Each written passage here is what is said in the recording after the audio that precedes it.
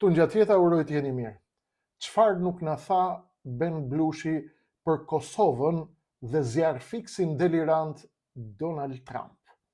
Ka patur një shkrim të Ben Blushit dhe ajo vjen fiks, menjëherë vjen si kapak i një tenxhere të cilën unë po e gatuaj apo po e përgatis për miqt e mi të nderuar të YouTube-it dhe të rrjeteve sociale, ku shpjegoj arsyet e paqes dhe të luftës, ku shpjegoj mundësinë e paqes dhe të luftës në Gazë, në lindjen e mesme, atje ku është konflikti më i madh i botës, sepse nga atje do të kuptojmë, siç ju kam thënë natë për natë, se çfarë do të ndodhë me pikat e tjera të botës. Ka ardhur një shkrim i majtistit të fortë, ekstremistit majtist Ben Blushi, i cili e ka trajtuar Donald Trumpin si një kukull, si një derdiment delirant, prej të cilit duhet fitoj Kosova.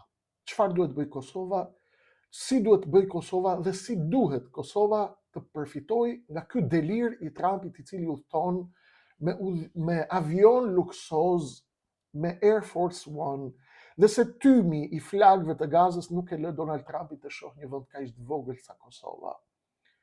Na thot shumë çka Beni dhe thot i bën ftesë Kosovës që të përfitojë sa të mundet nga ky delir i Donald Trumpit dhe nga kjo dëshirë e tij e madhe, sepse shkrepset e pjesës tjetër të botës do të fillojnë të ndizen dhe menjëherë pasi të largohet Donald Trump, kush e di si shkon loja dhe shkrepset franceze, britanike, kineze, ruse dhe arabe, sipas zotit Blushi, mund të ndezin sërish luftën. Por në fakt, të çojmë Kosovën drejt një zgjedhje të shpejtë, të cilat duhet ta bëjmë tani, sepse Trump është duke deliruar. Këtu duhet të bëjmë disa pyetje të mëdha, të cilave zoti Blushi nuk u ka dhënë asnjë përgjigje. Dhe unë sot do t'ju tregoj ju se çfarë nuk na e ka thënë Ben Blushi dhe çfarë nuk na e ka thënë kjo pjesë e propagandës botërore, e cila do paq, do dhe luftë, por nuk i tregon të gjitha kartat e saj. Pse? Sepse duhet që të themi vetëm një anë të monedhës, dhe me që zoti Blushi ka thënë vetëm një anë të monedhës, unë do të them pjesën tjetër të monedhës. Donald Trump ka shkuar në lindjen e mesme dhe po vrapon, po është duke pritur një çmim Nobel për paqe. E kemi thënë këtë çdo natë këtu. Është duke shkuar atje sepse ka një ëndër të madhe të bëj paqe në lindjen e mesme, i ka nështruar, nuk i ka nështruar, është në delir, i kemi shpjeguar këto çdo natë. Emocionet, lumturinë e Trumpit, nga pritja, nga mikpritja, të qenit në fokus, të qenit njeriu më i famshëm i planetit. Çështja është se atje ai vendosi një lloj paqe, e cila ne e kemi thënë nuk do të zgjas shumë. Nuk do të zgjas sepse nuk i ka kushtet për të qenë një marrëveshje paqe. E megjithatë u arrit diçka dhe u vendos një marrëveshje paqe për Gazën. Synimi i Trumpit kush ishte? Një paqe për Gazën, rregullim dhe dhënie fund të kufive jugor dhe lindor të Libanit, ngrirja e konfliktit me Iranin dhe thirrja e Iranit në hapjen e kanaleve diplomatike dhe ngrirja e konfliktit me Iranin dhe zgjidhja e çështjes Siris. Këto ishin pikat të cilat Donald Trump i kishte zgjedhur zoti Blushi për të mbyllur një konflikt apo për ta ngrirë atje dhe për të shkuar deri në një moment të dytë në të cilin Donald Trump do të merrte një sinjal të dytë nga ustallarët e mëdhenj, të cilët zoti Blushi nuk i përmend. Kush janë ustallarët e mëdhenj? Kush e kërcënon Donald Trump, cili është rreziku më i madh i jetës politike të Donald Trump, i karrierës tij politike dhe i fundit të tij politik? Çfarë e kërcënon ekzistencën e Donald Trumpit si frymë, si ideologji, si presidenti i Amerikës, apo si bartës i pishtarit të paqes, apo si një biznesmen i cili po vendos paqe për të çuar përpara interesat e tij dhe të grupit të tij të miliarderëve të cilët e mbështesin atë. Le të hyjmë pak e nga pak, të kuptojmë dhe sa mundet Kosova vërtet, dhe a duhet Kosova të shkojë të gjejë një zgjidhje të shpejtë në këtë moment, me frikën që më pas do të vinë zjarrat dhe shkrepset franceze, turke, arabe, kineze dhe britanike, të cilat do t'i vënë prap flakën Ballkanit. Zoti Blushi, ju duhet ta dini se Donald Trump, përveç lumturisë që përfiton nga të qenit në fokusin e gjithë dritave të botës, sigurisht zoti Blushi e pickon fort Donald Trumpin, sepse është i majt radikal, ndërsa ai është i djathtë. Pra, e ka dhe mbulesën dhe mburojën zoti Blushi që ta kafshoj sa të mundet Donald Trumpin, sepse ka një cover global nga pjesa establishmentit leftist. Por kjo nuk është problem, sepse nuk është një problem i madh të shash Trumpin, apo edhe Bidenin, apo edhe Obamën me pranverën arabe që mbolli atje në lindjen e mesme. Në fakt, Amerika shquhet për këtë që të lë të flasësh dhe të bësh gam sa të duash, dhe në fund fare, ti kërcënohesh dhe je i rrezikshëm vetëm kur prek në tela të mëdha. Liria dhe demokracia e perëndimit të zotit Blushi na ka treguar këtë, që kemi mundësi të flasim gjithçka, për sa kohë nuk jemi të rrezikshëm, dhe kur bëhemi të rrezikshëm dhe cënojmë emra të mëdhenj, zoti Blushi përfundon dhe të hanë peshkaqeni, të shqyen peshkaqeni. Kjo është bota, sepse amerikanët besojnë se njëri do ta qeverisë botën, nuk mund të ketë dy gjela në botë, dhe se nëse nuk do ta qeverisin botën, amerikanët do ta qeverisin kinezët, apo rusët, apo arabët, apo turqit, apo kush do tjetë, apo afrikanët, apo Amerika Latine. Pra dikush duhet ta qeverisë botën, dhe kushdo që ta qeverisë botën nuk do të shkoj për te asnjë formule tjetër përveç se të marrë më të mirën në emër të perandorisë dhe të legitimitetit, ta marrë, ta çojë tek shtëpia e vet. Pra, fëmijët e perandorisë X të hanë, të pinë, të dëfrojnë, ndërsa perandoritë e tjera rivale të vdesin, të zhduken dhe të vdesin në mjerim në skamje. Parollat me liri, me demokraci, me sistem, këto janë pralla të vjetra, të cilat i ka kaluar moda në kohën e internetit dhe të teknologjisë që solli vetë perëndim. Prandaj ne nuk mund t'i gënjejmë dot njerëzit, zoti Blushi, dhe duhet t'u themi atyre deri në fund. Trump shkoi dhe vendosi një plan paqe për të ngopur dëshirat e tij të mëdha, për të qenë në fokusin e botës dhe për të bërë premtimin të vërtet, realitet, atë premtim që i tha mbesës tij në makinë, unë dua të jem the greatest leader of America. Duhet të jem lideri më i madh i Amerikës dhe lideri më i madh ndoshta i botës. Dhe po shkon të vendos këtu atje, do të vendos paqë, do të vendos lindjen e mesme. E kishte një përfiturim për lindjen e mesme, dhe ishte ai që sapo unë e përmenda tani. Mbyllja e Gazës, qetësia e bregut perëndimor, mbyllja dhe korrigjimi i kufive të Libanit Jugut dhe Libanit Lindjes, çështja e Sirisë, çështja e Iranit.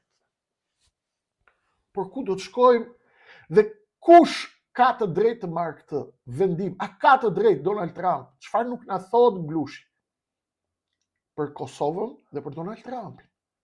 A ka të drejtë në fakt Donald Trump të marrë një vendim se ky dhe të shkojë në vendos paqen atje ku të dojë ai? A keni harruar zoti Blushi që në Shtetet e Bashkuara të Amerikës ka 19.000 fabrika armësh që prodhojnë armatime të frikshme, të cilat do të shpërndahen nëpër botë, dhe Amerika, Shtetet e Bashkuara, janë eksportuesi më i madh i armëve të botës dhe kontrollojnë 40% të tregut të armëve në planet. Dhe këtë e bëjnë për të kontrolluar gjithçka që ndodh në botë në favor të interesave amerikane, sepse ata besojnë se nëse do të vjerë perandoria amerikane, do të vijë një perandori tjetër, e cila do të hyjë në kalin e moralit dhe do të bëjë të njëjtën gjë që ka po bëjnë amerikanët me botën për popujt e tyre dhe për kombët e tyre, ndryshe nga që ushqehet njerëzve ideja se do të vinë perandoria kineze, ruse, Taxhikistanit dhe do t'ju bëjë popujt e botës të jetojnë të lirë, të lumtur, të gëzuar në parajsën e bukur të quajtur tokë. 19.000 fabrika lufte janë në Amerikë, zoti Blushi, të cilat nuk kalon dot Donald Trump pa i pyetur, as janë shkalon dot. 107 shtete në botë marrin armë prej Amerikës, prej 19.000 fabrikave, dhe janë 40% e armëve, e tregut armëve në botë. A do një shumër më saktë? Nuk janë gjë. Një karamele e vogël, $200 miliard kontrollohen nga ata. Deri në $400 miliard. Ku do të shkojnë këto armatime Blush? Ku do të shkojnë? Do të shkojnë për të ndërtuar kopshte apo për të ndërtuar ujësjelsa? Do të shkojnë për të kontrolluar planetin. me luftra dhe me paqe, sipas një konfigurimi I cili kontrollon dhe vendos interesat e SBA-ve, siç duan industria e hekurit e zjarrit dhe e luftës, atje në SBA që është prapa Donald Trumpit, dhe të cilët presidenti që ju e quani delirant, si pjesë e nostalgjisë tuaj komuniste, është një president I djathtë I cili po, siç e mendoni dhe ju, është qefli femrash, kazinosh, golfi, siç janë të gjithë burrat e botës, qefli grash, por dikush e mban veten dhe kontrollon dikush tjetër, është më pak I kontrolluar.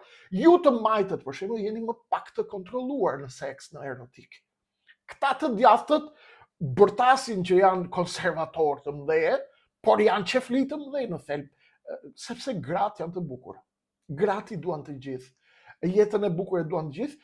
Konservatorët e mbajtur me frena janë më të kontrolluar, ka konservatorë që janë më pak të kontrolluar, por vajzat dhe gratë janë shumë të bukura. Dhe përballja ndërmjet konservatorëve dhe të majtëve nuk është në bukurinë e femrave apo jo, por është në kush mban frena dhe kush ka etik. Majtistët dhe leftistët dhe establishmenti globalizm botror sigurisht shkon në kufit e liberalizmit të plot dhe ju jeni shumë më të rrezikshëm për seks dhe për eros. Ndërsa konservatorët, ata që kanë një lloj indi konservatorizmi, morali, nderi, sigurisht I duan gratë dhe gjën e bukur, edhe vajzat, e duan erosin, e duan jetën e bukur, e duan luksin, e duan gjitha, por e duan atë që I përket atyre, I duan me frena dhe I duan të kontrolluar brenda ligjeve dhe kornizave që I pranon hyjnorja I Madhi Zot dhe kodet zakonore të popullit tonë. Apo të popujve të tjerë të cilët ngjajnë me ne në fizionomi. Në fakt, të gjithë e duan të bukur. Pra Donald Trump nuk është turp I madh që ai është qefli grash, apo qefli tenisja, apo qefli luksi. As që është ndërtimtar I paqes, por ju nuk I keni thënë shqiptarëve, zoti Blushi, që janë 19.000 fabrika armësh, të cilat Donald Trump nuk guxon. Tu thot jo. Sepse në qoftë se do të thot jo, janë 600 miliard dollar. Tjetër treg. Franca, Britania, Rusia dhe Kina, të cilat do të mbushin boshllëkun që do të lërë Amerika, në qoftë se ajo do të vendos atë paqen që je duke e pritur ti. Me establishmentin majtist për llogari të sulmit ndaj delirantit djathtist. Nuk po hy në debat dogmatik apo në debat politik, por dua t'i shpjegojmë sot shqiptarëve ato gjëra të cilat nuk ua thonë se si mund të përfitoj Kosova nga deliri I Trumpit në këtë moment, çfarë nuk ua ka thënë zoti Blushi dhe cila është e vërteta e paqes në botë që synon ta vendos Trump. Deri ku do të shkoj Trump, zoti Blushi? Në fakt është shumë e bukur të vën paqe në përbot dhe të dalësh të shëtisësh me Air Force One. Dhe t'i thuash botës, unë arrita një paqe dhe tashmë lindja e mesme nga brigjet e arta të Mesdheut, të Gazës, të Sirisë dhe të Mersinit në Turqi apo të plazheve të Turqisë, e deri në kufirin lindor të Iranit, e deri në Oman, Arabi Saudite e në Yemen. Vendosën paqen e madhe dhe arabe izraelit nisën t'i thonë njëri tjetrit Esselamu alejkum wa alejkum selam. Arabë dhe qifut shkuan dhe filluan t'i thonë botës, I pa bota arabët dhe qifutët, bashkë me iranianët dhe bashkë me turqit duke thënë Esselamu alejkum njëra palë dhe qifutët duke u thënë alejkum shalom, shalom alejkum, alejkum shalom. Po pastaj çfarë do të ndodh? Ja se e vuri Trumpi paqen atje nëse vendos. Nëse ka dhe nëse guxon ta vendos deri në fund. Çfarë do të ndodh? Po ka një skenar tjetër. Ka një skenar shumë realist. Duhet të hapen vatra të tjera lufte në botë. Pra, mund të flasim për paqe lokale dhe paqe afat shkurtër dhe nuk flasim dot për paqja afatgjat. As në Palestinë, as në Lindjen e Mesme, as në Ballkan, sepse kjo botë, zoti Blushi, i përket të fortëve, u përket fabrikave të armëve, industrialistëve të mëdhenj që prodhojnë miliona ton bomba, raketa balistike. Dhe ato do të provohen. Prodhojnë miliona dron, aeroplan, raketa të gjitha llojeve. Dhe ata që të kuptohet nëse funksionojnë apo jo, kanë nevojë për koka njerëzish. A dini çfarë tha përpara pak kohëve? Ministri i mbrojtjes së Rusisë, Shoigu, tha prej 2023, pra në gjithë kohën e luftës, tha në 2022, dhe në 2023, tha gjatë kohës ndërhyrjes tonë në Siri kemi provuar 310 lloje armësh, raketash dhe bombardimesh. Në Siri. Atje ku sot shkoi lideri i opozitës që çante për popullin e vrarë sirian nga raketat dhe nga bombat e Rusisë, Ahmed al-Shara, i cili shkoi sot dhe u takua përzemërsisht me mikun e tij Vladimir Putin. Pasi kishte luftuar 15 vite me makinerinë e Bashar Asadit dhe i ulëriste botës gjithkohës, duke i thënë që Putini dhe makina vrasëse e Putinit është duke vrarë popullin ton sirian, ndaj e gjithë bota duhet na ndihmojë që të çlirojmë popullin sirian nga Bashar Asadi dhe nga bombat e Vladimir Putinit. I njëjti person që e tha këtë, zoti Blushi, për 10 vite dhe e solli establishmenti botror në pushtet në Siri, shkoi sot u takua me Vladimir Putinin dhe i tha si do t'ja bëjmë, çfarë marrëveshjesh do të bëjmë për të ardhmen e rajonit dhe të Sirisë, të ruajmë interesat e popullit të shkret sirian, të cilin ju e vrat për 15 vjet me 310 lloje bombardimesh, të thëna nga goja e ministrit të rus të mbrojtjes, në zoti Blushi, që janë provuar ku? Jo në fusha, as në Djerrina, as në malin lartësit Golan, as në fushat e Hasekes apo Deir el-Zor. Janë hedhur të gjitha provat, janë bërë mbi kokat e sirianëve të pafajshëm, mbi kokat e civilëve. Trump nuk është delirant, zoti Blushi, por ka një lumturi të pakuptueshme të fundit të jetës së tij dhe të karrierës së tij, sigurisht se kur shkon njeriu 80 vjeç do të bëj diçka që të përgatitet për takimin e Zotit, apo të hyjë në histori dhe të lërë diçka të madhe. Por ai, zoti Blushi, ka një kësënim të madh, edhe Trumpi, edhe shqiptarët, edhe Kosova, të cilin ju nuk na e thoni, sepse mlefi juaj majtist nuk ju lë të mendoni gjatë, apo të shkoni shumë larg, apo të na i thoni të dyja anët e monedhës. Donald Trump ka një industri të madhe hekuri dhe lufte që prodhon miliona ton armë, raketa në botë, të cilat nuk guxojnë. Jo Trump, por askush në planet të prish planet e tyre. A e ka marrë vendimin vet Donald Trumpi për të vendosur paqe, do të pyeste Jimmy Carter, presidenti amerikan, i cili e mori çmimin e Nobel për paqe vetëm 20 vite pasi doli nga shtëpia e bardhë. Sigurisht, ai nuk mundet ta marrë një vendim të tillë vetëm, zoti Blushi, por për t'u hapur një proces qoftë dhe i përkohshëm paqe në Lindjen e Mesme, në Gaza, atje ku kanë nisur thertoria e re tashmë dhe që do të nisë shumë shpejt. Për së dyti, sepse nuk e lejon kush të mbyllet ajo vatër atje, sepse lobet janë më të fuqishme se dëshirat e një presidenti, apo se dëshirat tuaja letrare, zoti Blushi, apo se dëshirat e Kreshnik Osmanit, politikanit youtuber, i cili vendos të vetëdijsoj popullin e vet si një Don Kishot që lufton me mullitë e erës. Don Kishotizëm, të cilin unë pranoj me vetdije, t'ja paguaj faturën me shpresën që të zgjohet qoftë dhe një njeri i vetëm, dhe ta takoj Zotin dhe t'i them atij nuk kam arritur gjë tjetër përveç se të zgjoj një njeri të vetëm, apo 2, apo 5, apo 10, apo 100.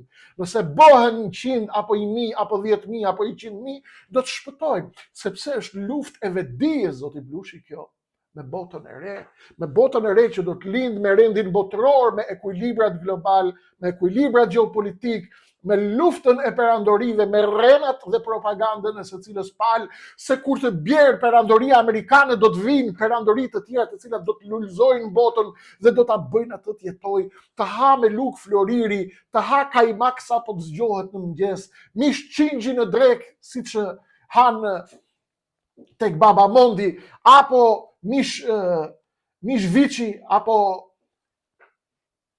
pleskavica Kosove, apo kërnacka Korçe, apo pesht fërgum Durrës në Vlorën Saram. Nuk është kaq romantike bota, zoti Blushi, as Donald Trump nuk është ai delirant saq e mendoni prej mbllefit tuaj majtis. Është pak më ndryshe situata dhe zoti Trump e di këtë dhe ju e dini, por nuk guxoni ta thoni. Nuk guxoni ta thoni sepse kërkoni të bëni një mbrojtje me mbulim.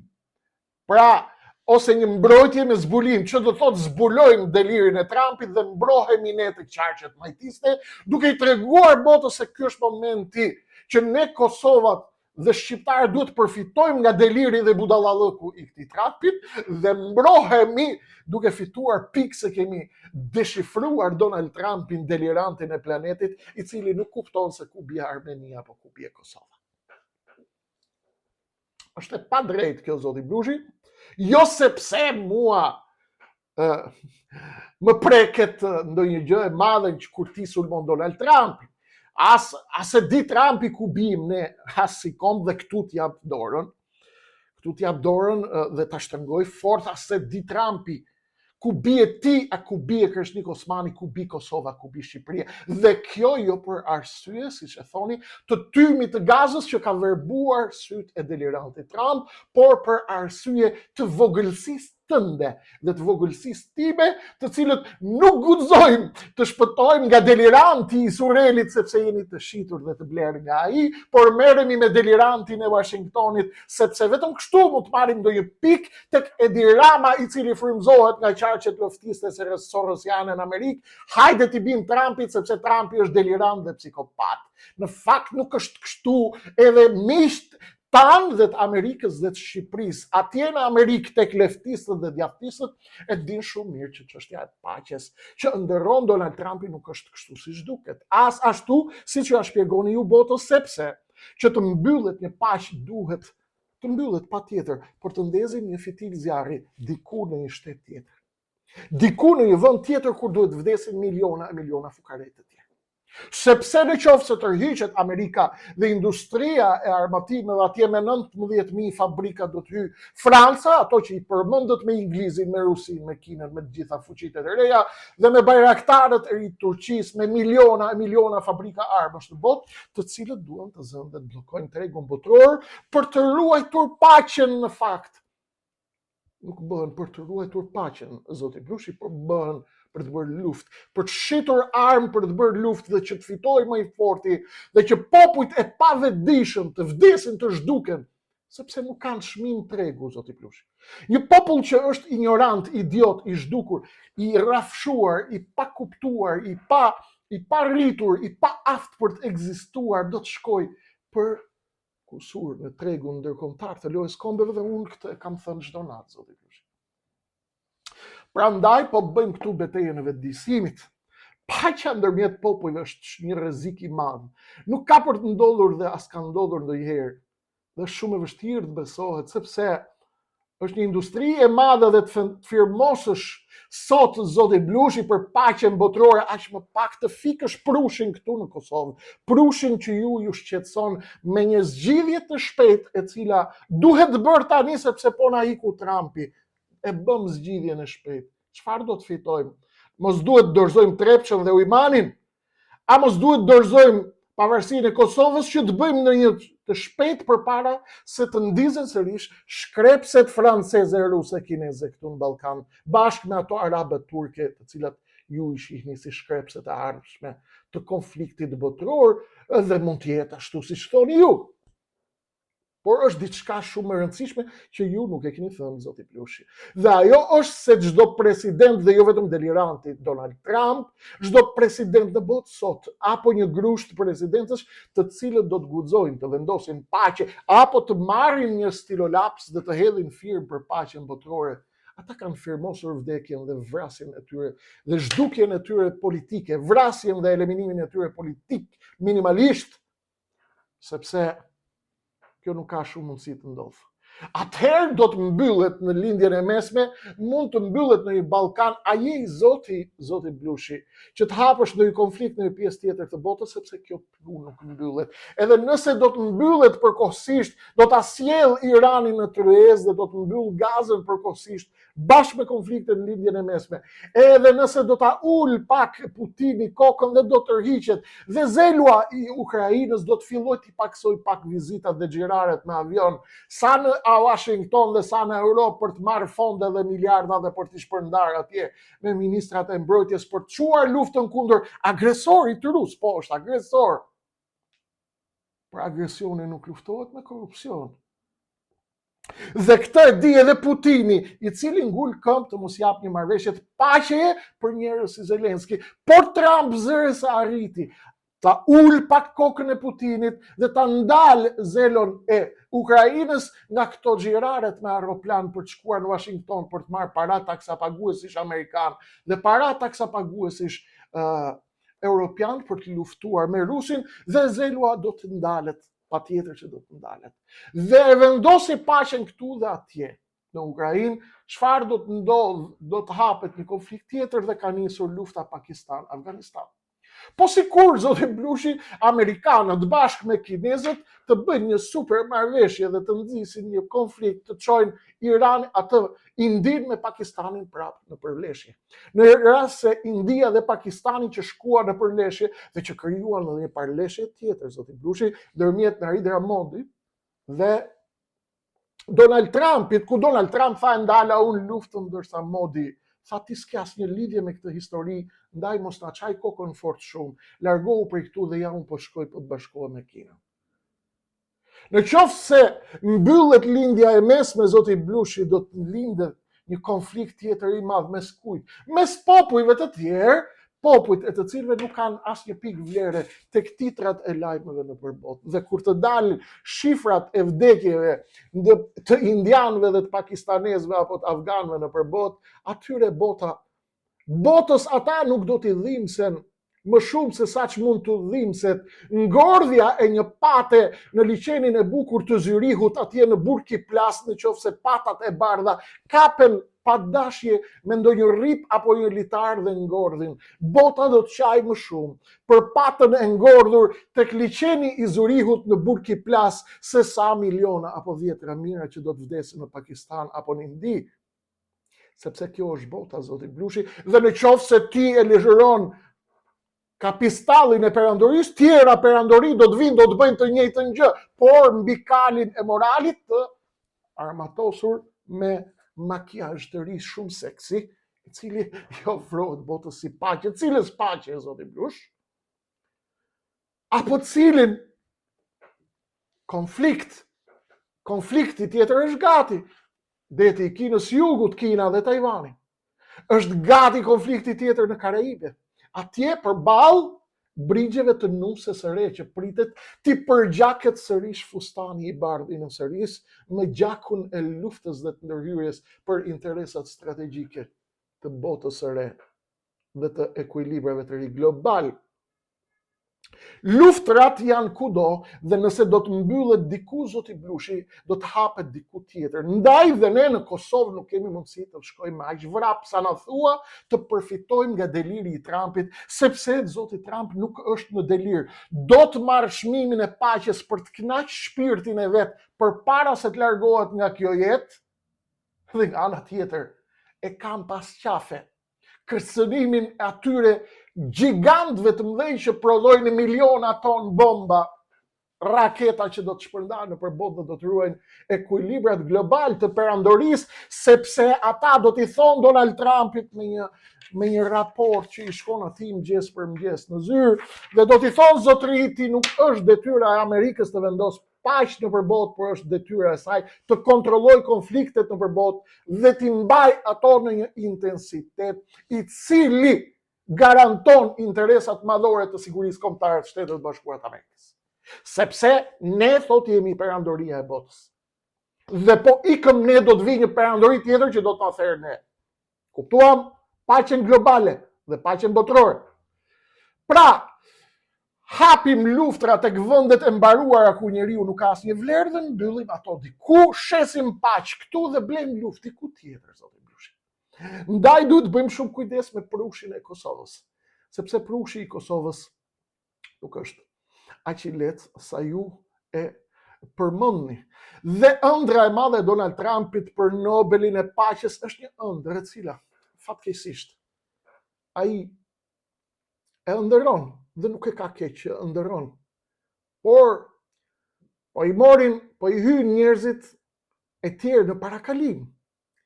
Ja mori Nobelin e paqes dhe ëndrrën e Donald Trumpit, ndërkohë, zoti Blushi, që deliranti Trump sipas jush ishte duke ëndërruar për rrugët e vjetra dhe të bukura të Stockholmit, atje tek qyteti i akullt skandinav që prodhohen çmimet Nobel për paqe, dhe qëndrimi i Suedisë dhe i Stockholmit për çështjen palestineze, për të cilën Donald Trump do të marrë një Nobel paqe, është asnjësi pozitive ndaj çështjes palestineze.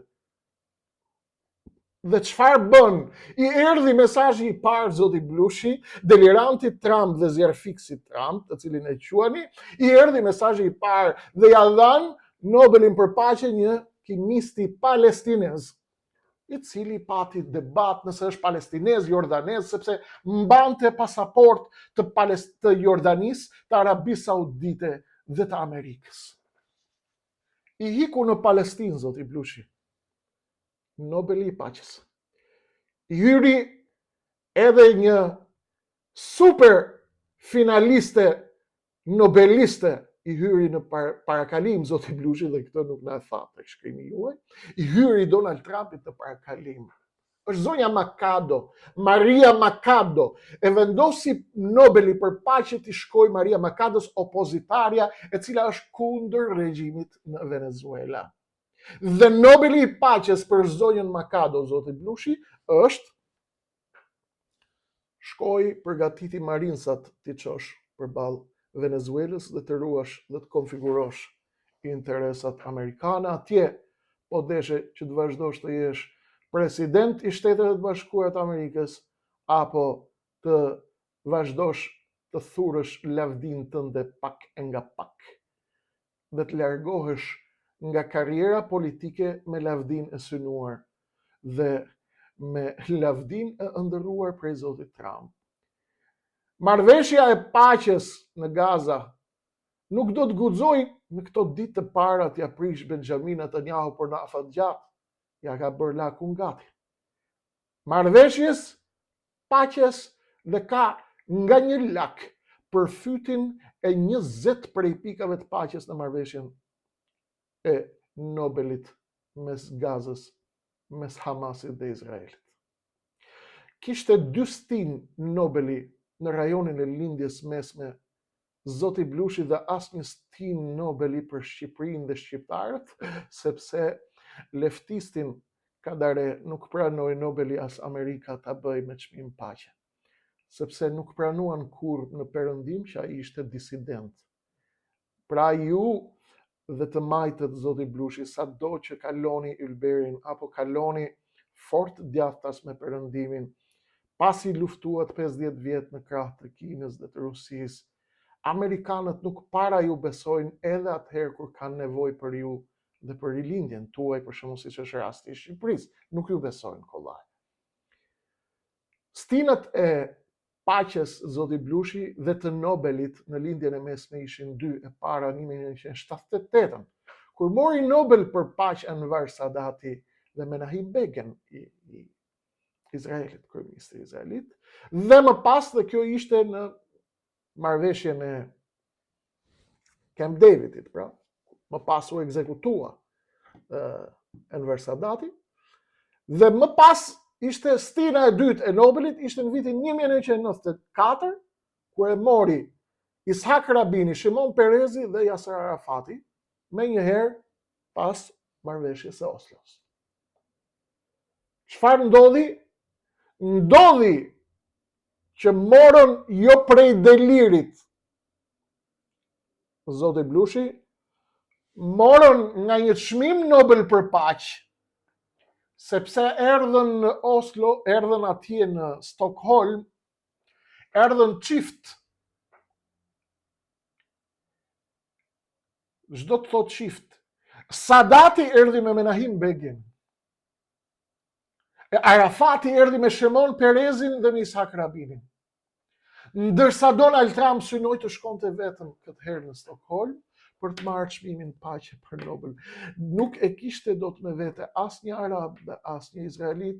Arabët sepse nuk u dha një vizë ti kishte atje në OKB-n e fundit, sepse nuk e pranoi as Hamasin as Abu Mazenin, që do të thotë nuk mund të pranonte dot dhe të çonte përpara as ta imponoj zgjidhjen me dy shtete që e kërkon e gjithë bota, cila ajo botë e cila e ndaloi Donald Trumpin të shkojë çift në Stockholm për marrëveshje paqe, që është Benjamin Netanyahu, sepse e akuzoi për krime lufte dhe genocid dhe i than Trumpit nuk mund të marrësh Nobel për paqe pasi u ekzekutuan 80.000 palestinezë dhe pasi nuk e ke nusen tënde të pastër dhe të virgjër, pasi Netanyahu bëri genocid në Gaza dhe zhduku 80.000 njerëz të pafajshëm, krahas atyre të Hamasit, të cilët mund të kishte target si organizat e quajtur prej tij terroriste se kishte kryer një akt terrorist dhe do hakmerremi ndaj tyre.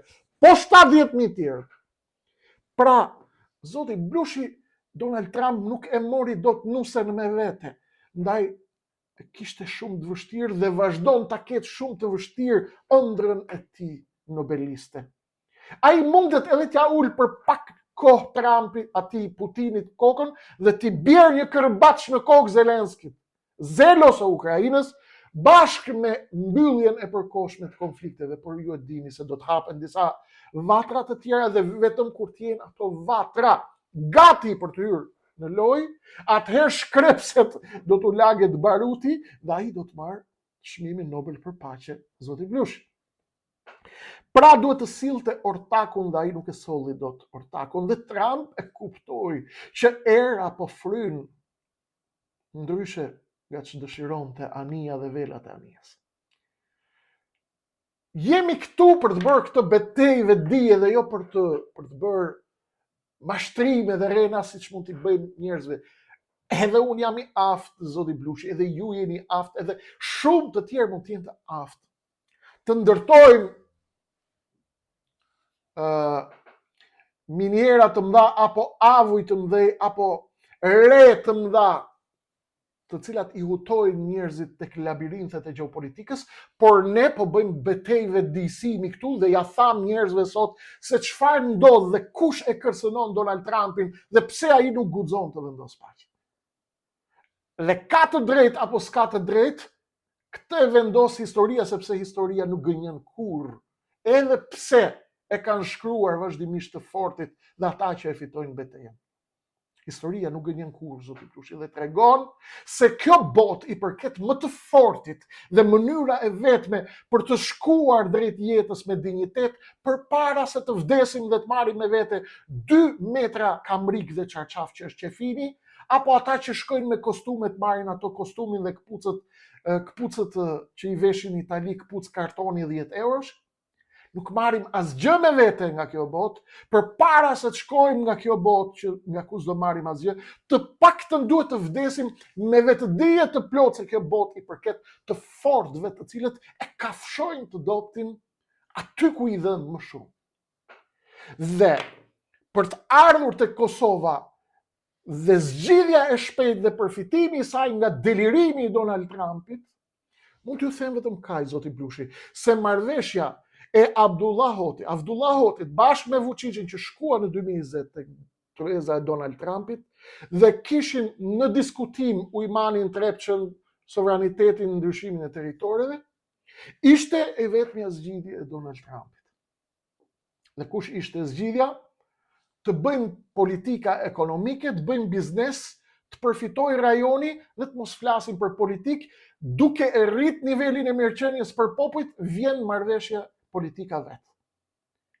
Por, marrëveshja e Washingtonit, zoti Blushi, nuk e preku ujmanin as pavarësinë e Kosovës, as Trepçën, as shkëmbimin e territoreve, dhe këtë ke deklarat nga Richard Grenell, i cili e deklaroi më pas se marrëveshja e Washingtonit dhe tek planet e Donald Trumpit nuk ka asnjë tekst i cili flet për shkëmbim territoresh dhe çështjen e ndarjes së veriut Kosovës apo prekjen e ujmanit apo të Trepçës. Trepça është lënë pezull, ndërsa ujmani është trajtuar të bëhet një projekt energjetik nga i cili përfiton Serbia dhe Kosova dhe ta mbyllim këtë çështje. Kjo ishte marrëveshja e Washingtonit të 2020-s. Ndaj, zoti Blushi, deliranti Trump e sheh mirë Ballkanin, e sheh mirë edhe rilindjen, e sheh mirë edhe delirin e Ballkanit dhe delirantët e Ballkanit i di mirë kush janë, e sheh mirë se kush po lufton, sepse perandoritë e botës, zoti Blushi, shohin edhe mizën kur fluturon në ajër. Jo më të mos shohin Kosovën dhe Shqipërinë. Ndaj, Kosova dhe shqiptarët duhet bëjnë dy betejë sot forta. Një, beteja e vetëdijësimit dhe beteja e bashkimit kombëtar, që të bëhen një masë solide e rëndësishme dhe e nevojshme gjeopolitike për partnerët e mëdhenj ndërkombëtar, në këtë rast SBA-ja dhe bota euroatlantike. Në qoftë se jemi të rëndësishëm dhe të vlefshëm, kjo është e vetmja mënyrë që na mban në lojë. Ndryshe, do të delirojmë me shkrimje Facebooku dhe në shqiptarë do të jemi të humbur, sepse paqen, zoti Blushi, nuk e ndalon deliranti Trump. As deliranti Obama, as deliranti Biden, as deliranti Putin.